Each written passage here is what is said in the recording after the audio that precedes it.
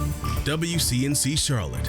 This is Flashpoint. Thanks for joining us here on Flashpoint. I'm Ben Thompson. The South Carolina primary now a week away, and the race could solidify former President Donald Trump's Republican nomination for the White House.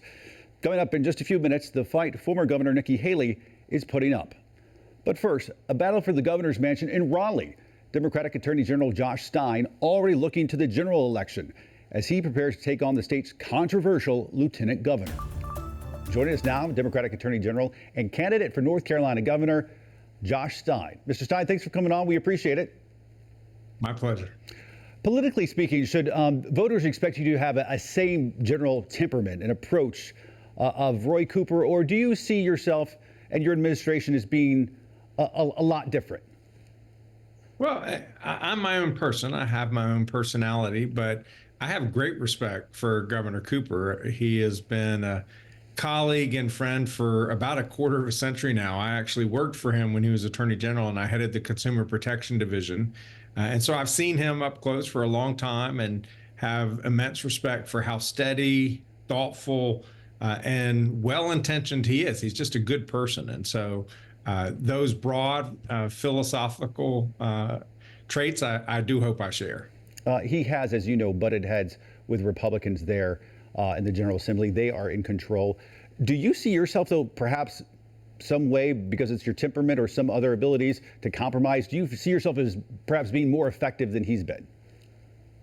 Well, the key is to focus on the issues. And if you focus on the issues and you don't look at this from the lens of a blue issue or a red issue, but you look at it from a North Carolina issue, you can get good things done. And as the Democratic Attorney General, I'm a Democrat, I've been able to work with the Republican legislature on behalf of the people, whether it was reducing overprescribing of opioids or giving law enforcement more tools to go after drug traffickers, or modernizing our state's laws to protect kids from child sex abuse, or eliminating the backlog of untested rape kits, the largest in the entire country, or improving our criminal justice laws so that folks are treated fairly and we're kept safe.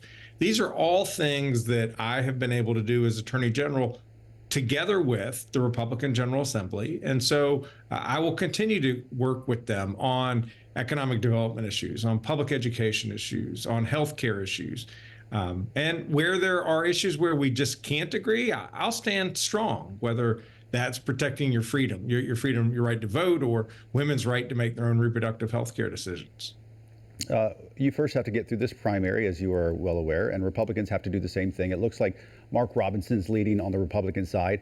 You could very well end up facing him in the general election. Just in the last day or two, he's made news. I'm sure you're used to him making news with some of his statements. He said that if you're a man on a Friday night and then all of a sudden on Saturday night you're a woman and you want to go into a women's bathroom in the mall, you will be arrested. We've got to do whatever we can to protect our women. There's a lot of folks that will resonate with across the state of North Carolina. What do you say in response to a statement like that? Well, I mean, then he also said that transgender women need to go pee outside on the corner.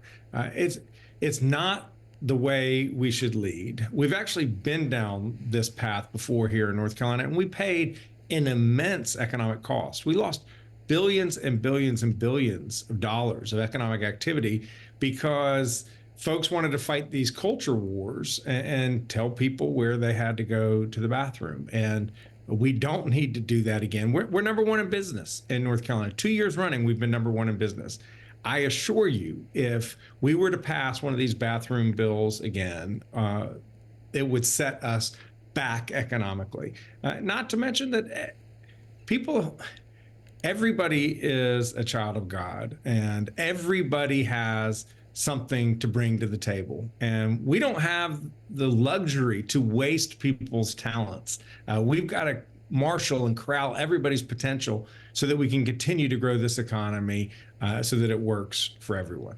I literally have on the next thing on my list of questions, CNBC's Best in Business. You provided a perfect segue. I appreciate that, Attorney General.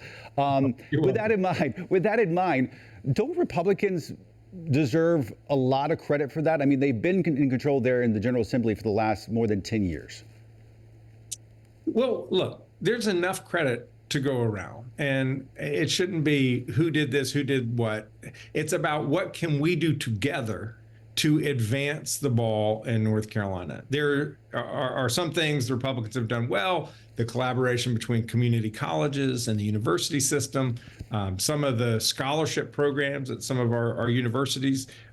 They've done good things. They've partnered with Governor Cooper when it comes to some of the really major economic development successes we've had, whether that was Toyota or VinFast or Wolfspeed, the chip manufacturer. So there's a lot of credit that can go around. They expanded Medicaid. It took a decade, too long. I don't know how many thousands of people died because of it. We certainly lost out on $40 billion in economic activity. But look, better late than never. They did that. And we got $1.6 billion from the federal government to help deal with our mental health crisis. You know, the federal government has given the state $3 billion for broadband expansion, tremendous opportunity. And they have worked well with the governor's administration on that score. They've worked together on energy legislation. So look, instead of trying to always assign blame or give undue credit, let's just, that's my dog.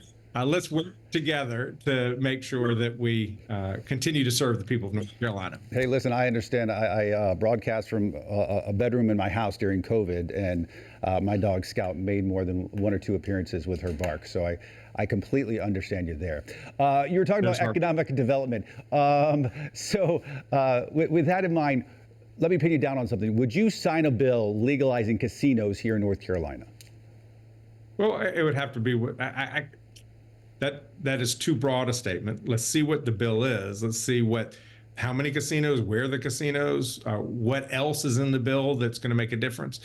I am all about trying to achieve sustainable economic growth all across North Carolina, and that includes small town North Carolina. And the way you get that kind of durability is by making real investments, whether it is broadband, whether it's roads and railroads or ports and airports. It's about connecting the rural areas with our growing metro and suburban areas. So let's focus on what's actually going to pay off over the long term. Send me a bill, I'll take a look at it. But it sounds like you're skeptical about casinos. Is that fair?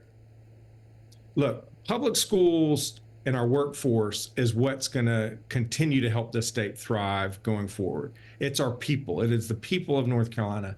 I want to pour into our people, our young people in particular, so that they have the skills that they need in order to succeed and get a good paying job or to start a small business wherever they live. And that's where we should be really focusing our energy.